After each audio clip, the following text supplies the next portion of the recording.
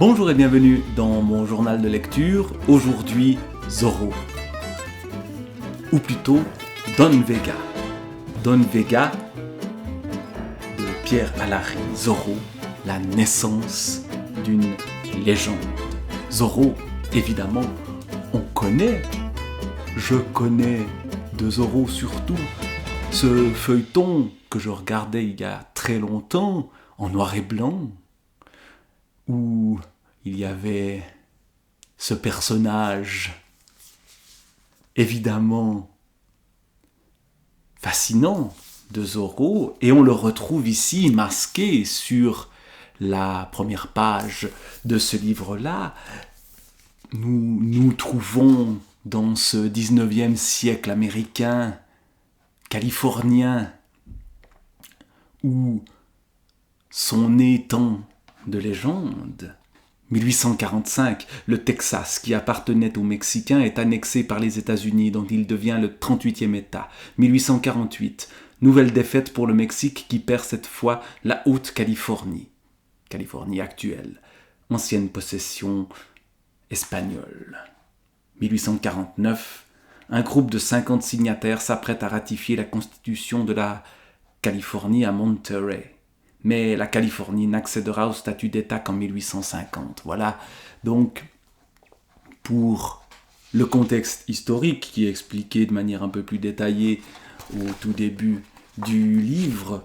Puis nous avons à Madrid en 1848 quelqu'un qui écrit à Don Vega.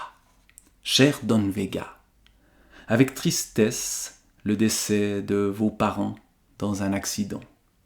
Depuis la défaite du Mexique, le territoire est sous l'administration d'un ancien militaire. Le général Gomez, lui et ses hommes ont repris de force la gestion des terres des Vegas, ainsi que celle de la mine et de tous les filons aurifères attenants. Votre retour dans les plus brefs délais. Sincèrement vôtre, Père Delgado. Voilà des extraits d'une lettre qui va donc faire que ce fameux Don Vega, qui a donné son nom au titre de cette bande dessinée, revienne. Dans un contexte où, au fond, le pouvoir n'est pas assuré par un État, véritablement. 1848, le Mexique perd la Californie, mais les États-Unis ne l'ont pas encore gagné, et donc certaines personnes profitent de cette situation un peu entre deux pour dominer ce pays-là et dominer surtout ceux qui y vivent, notamment les mineurs ici dans cette mine qui est évoquée dès le départ. Les mines d'or, évidemment, les chercheurs d'or qui affluent vers la Californie à ce moment-là. Et donc on se retrouve en septembre 1849. Et il y a donc ce personnage de Zorro qui essaye de faire régner la justice. Mais ça ne fonctionne pas très bien parce que, en fait, Zorro, c'est un vieux mythe que certaines personnes, de nombreuses personnes au fond, essayent de faire revivre, et tous les Zorros qui tentent de s'opposer au pouvoir se font arrêter. Et vous avez, comme on peut le voir notamment ici, la répression qui intervient. On tue les Zorros.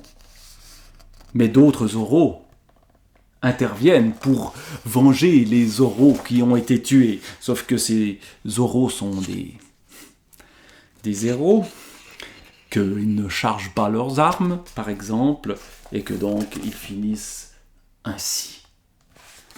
Sauf qu'à un moment donné, il y aura un Zorro un peu plus efficace qui interviendra.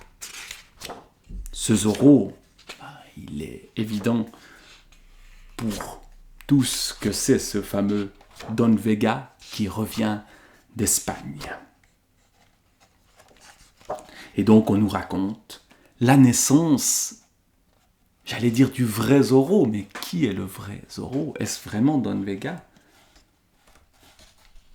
Peut-être. En tout cas, la marque de Zorro se fait de plus en plus forte dans cette bande dessinée qui, dans ses couleurs qui rappellent l'or, mais aussi la grisaille et la nuit et l'ombre, presque le noir et blanc de ce feuilleton que nous regardions quand nous étions enfants, eh bien, la légende renaît. Le voici, Zorro. Et le plaisir qu'on a en lisant ceci, c'est de retrouver un héros. De le retrouver dans un contexte et dans des aventures rocambolesques qui, évidemment, nous renvoient à tout un imaginaire fascinant que celui de Zorro, qu'on trouve donc dans Don Vega de Pierre Alain.